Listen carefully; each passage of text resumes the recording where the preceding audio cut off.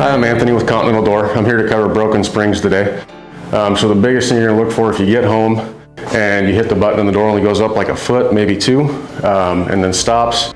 A lot of times you have a light flash. If you have that problem and you can hit it and it closes fine, what you're going to want to look for is you're going to have your spring line up top. So this is a standard spring. It's all in one piece and not broken right now, so the door's going to function normally. If you do have the issue where the door goes up and then doesn't want to close, you're going to want to look up there and you'll see a gap in it. So this is a broken spring we have. You know, the gap there, and you'll see the torsion tool will be in the center. So the best thing you can do is just stop running the door, don't hit the button, and give us a call and we can get out there and get the spring changed out for you.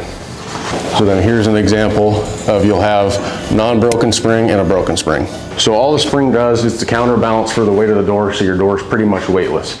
When you lose one of them, or if it only has one and lose the only spring, a lot of times your cable will come off and the door is super heavy, so the motor won't be able to pick it up. So continued use will ruin your motor, and you can run into other issues with the door malfunctioning and getting stuck open, and run into a lot of problems with that.